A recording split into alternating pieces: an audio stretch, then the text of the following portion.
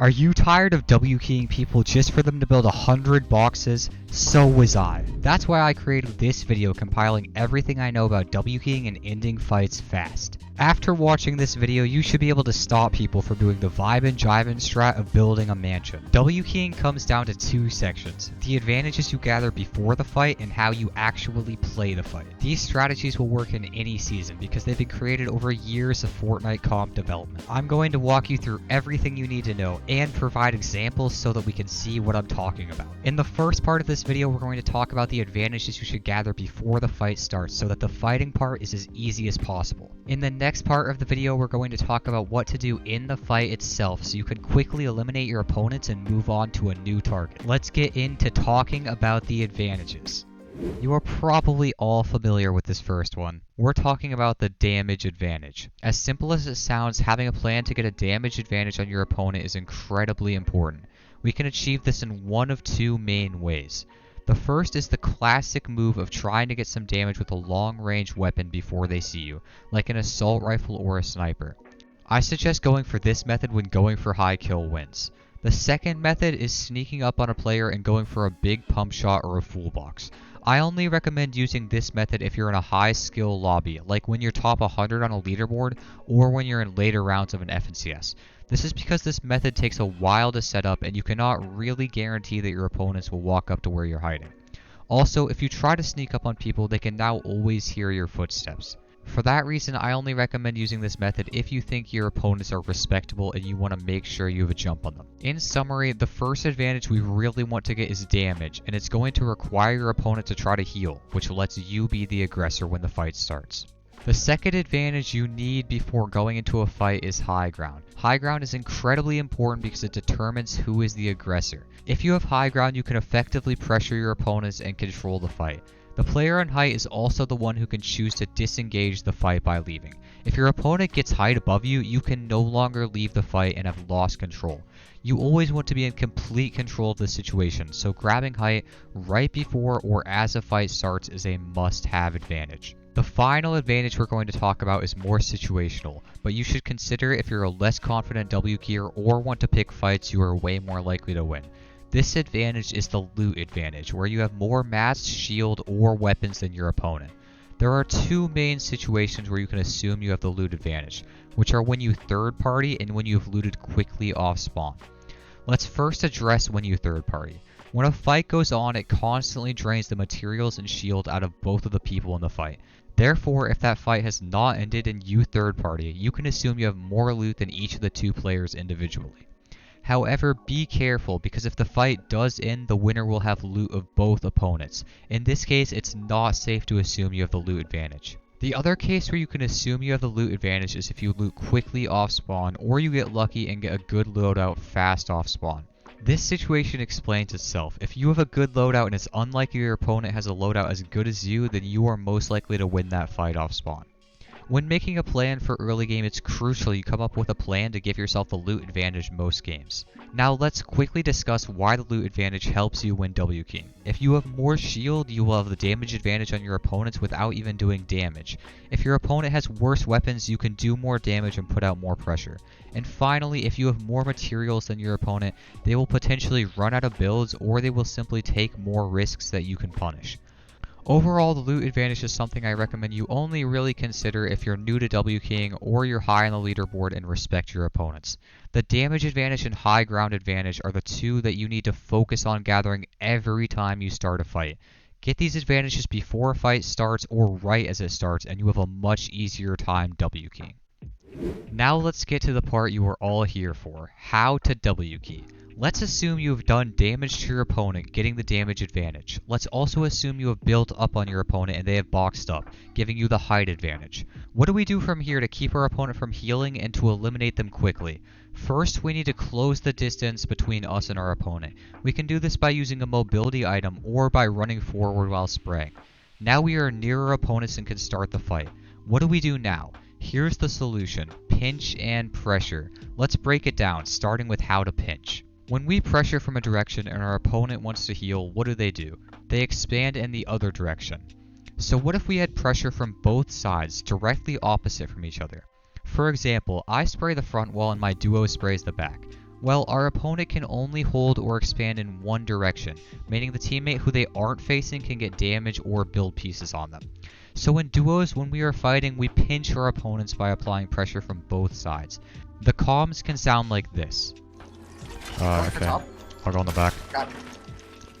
Hunter. Our opponents can only defend one side at a time, and if we keep pushing in from both sides, our two sides of pressure will collapse in on each other and we can eliminate our opponents. If we're approaching from the front and the back, how do we prevent them from moving to the sides? To stop our opponents from expanding to the sides, we piece control their sides before they even go there. This usually means placing the cone in the floor above the exits of your opponent's box that you will not be applying direct pressure to. This way, if they expand in that direction, you will have access to editing their top tiles, and could quickly edit and eliminate them. Let's break down a clip of a W key in duos so we can see how the pinch plays out in real time. I see one ran. Bucky starts this fight by getting a big pump shot, giving his team the damage advantage. Since he thinks his opponent might move backwards, he then tries to piece control behind the opponent, giving him a pinch with the left and the right. When the opponent doesn't move and stays full box, he waits for his teammate Ocus to come so that he can create a new pinch. Full box. I'm waiting for you. Once Ocus arrives and starts spraying the wall, Bucky also starts spraying the wall. This creates pressure from two sides, and the opponent can only hold one side. Since he can't hold both walls, Ocus gets in the box. I'm spraying side. Once Ocus gets in the box and Bucky is also coming in from the back, this gives him an easy elimination. Now that you have an understanding of how to pinch in duos, you are probably wondering, how do I pinch somebody from two sides in solos where I can only apply pressure from one side at once? The answer is that we are once again going to use piece control. While pinching in duos, we used piece control to limit our opponent's movement on the walls we weren't applying direct pressure to. In solos, we're going to do the same thing, only we have to piece control 3 sides instead of 1 each. To stop our opponent from expanding away from us when we arrive at their box, we immediately piece control anywhere we think it's likely they move to. Then we start pressuring our chosen tile on the box, and if they're moving towards one of the tiles we piece controlled, we have to quickly move to it, edit, and go for damage with a full box. This takes a lot of practice and a fast reaction time, but with time you can learn to use piece control to pinch your opponents even while W keying as a solo. It's much easier to pinch in duos because you have pressure from two sides, but it can also be done in solos.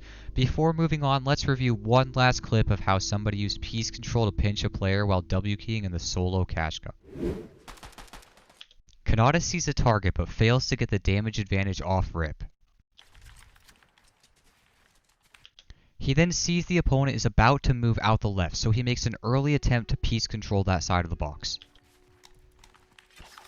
Unfortunately, the opponent gets through, but messes up his grappler, allowing Kanata to go for a pump shot.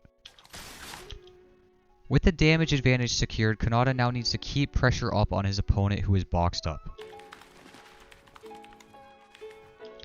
Kanata thinks that his opponent might move to the right, so he decides to piece control the right side of his box before starting pressure.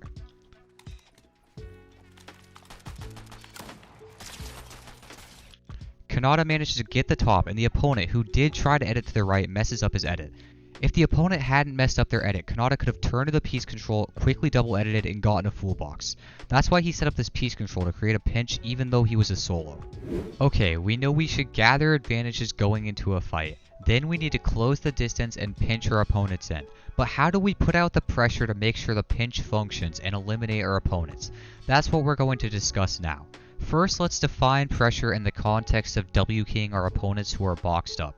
Pressure means that you are putting constant damage onto your opponent's build, so that they must either keep holding it or try to expand away from that build. If our opponent tries to expand away, it's up to us to use the piece control from the pinch we set up to eliminate them. So pressure is always a good thing to have, but how do we do it? First, you can use your pickaxe to create a box fight on your opponent. If you're a strong box fighter, then using your pickaxe and box fighting can be a great way to pressure your opponent's builds. However, if you're a 50 ping old man like me, you might want to use a bit of a safer way to pressure your opponent. Another way to pressure your opponent that I absolutely abuse is to constantly spray your opponent's walls while trying to claim them.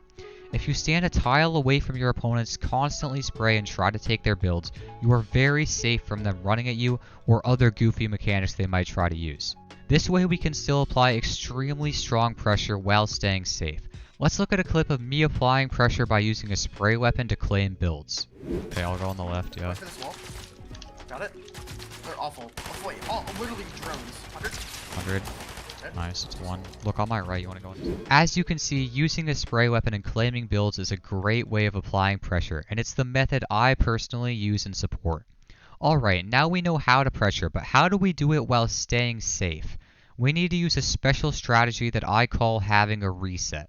Anytime we are applying pressure to our opponents, we're exposed to them editing on us. Because of this, we should always have a build placed and edited between us and them that we can reset. That way, if they edit their wall on us or try anything silly like trying to run at us, we can quickly reset this build and be perfectly safe. By using an edited build that we can reset, we will always be safe while applying pressure. This way, even if we're struggling to eliminate our opponent, we're at no risk of being eliminated ourselves. So, we've established that we should gather the damage and height advantages early in the fight. Then we should pinch our opponents and pressure them so that our pinch eventually collapses them and they have nowhere left to run from us. We should also always keep an edited build between us and our opponent so that if they try to run at us, then we can reset and remain alive and in the match. We just have one topic left to discuss, and that's what we should do if we fail to pinch our opponents or we just can't eliminate them. But first, let's break down some successful and unsuccessful W key clips and point out the different steps that made them successful or made them fail. God. Peterpaw approaches his opponent from the back, creating a pinch. He then pieces the right wall in case his opponent moves there. Then he can start pressuring the wall. 100. Peterbot then hits another big pump shot and keeps dragging builds in front of where he thinks his opponent will go. But watch, he keeps going behind his opponent, keeping a pinch between him and his teammate. Come. Dead. Finally, because his teammate's with him, Peterbot jumps in, collapsing the pinch and giving them a successful elimination. Let's look at a fight from Mustache and Malabuka next.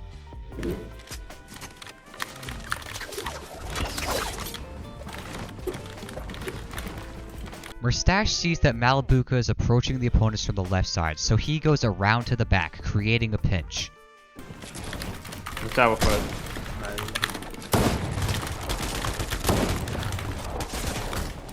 Mustache starts collapsing the pinch in from his side, but they make a terrible mistake. Neither Mustache nor Malabuka is holding high ground effectively. This allows the opponents to take high ground and get Malabuka extremely weak. The damage Malabuka takes results in him going down, and even though they get the res, this was a terrible mistake in their W keying. Make sure that while you're fighting, you always have a teammate at least one layer above the opponents who can still be pressuring, but this way you're going to maintain the high ground. Once you lose the high ground, the fight can go very poorly. Finally, let's look at a clip from one of my games so I can break it down from my perspective. Trying to go up. 20. First, I build up for height and shoot my opponent, securing the damage and height advantages. Then, I see my teammate is in the back left, so I drop down to the bottom right to create a pinch. Then, I start pressuring walls. Boxes. 36. Got their back. He hit me a lot. Okay, I'm looking. He drops. Reloading. Yeah. Oh, nice. Like, play box fight some more, bro. Like. My teammate takes some damage, but since I'm on the opposite side of the opponents, when they try to go up, I can spray them in the back. This creates another pinch, forcing them back down. Then we reset the fight and start pressuring again. He's behind his peanut butter in it. 100. Reloading. Nice, I'm reloading. I got him back. His back wall. They drop low ground. I managed to grab a wall, edit, and get damage on our opponent from a layer above. This way we maintain the high ground and I'm sure that they can't edit out and take it. But then I overcommit, drop looking for a pump shot, and allow the opponent to almost get above me. Luckily they weren't the best and I could easily edit back up and take height. Wait, one's still up here. Okay, one's on my layer, they're so bad. 160. Nice. 160 on gingerbread.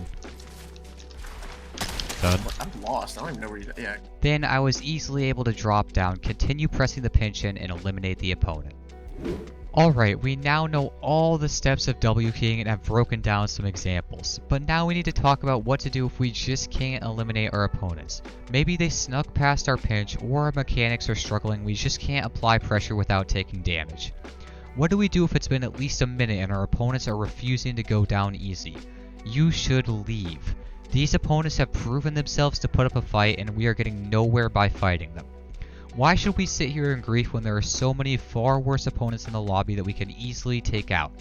Even the best players in the world recognize that their opponents are putting up a good fight and will disengage to find new targets. If we have managed to hold tight, then we will have no issue disengaging from the fight and finding some new people. Don't just sit on people's boxes fighting until you finally walk away with 1 flopper, 17 builds, and a cool stick that kind of looks like a sword. Recognize the fight's not going the way you want it to go and find some new opponents. With that, we have explained everything there is to successfully W key. These strategies will work in any season because there's no play to counter them.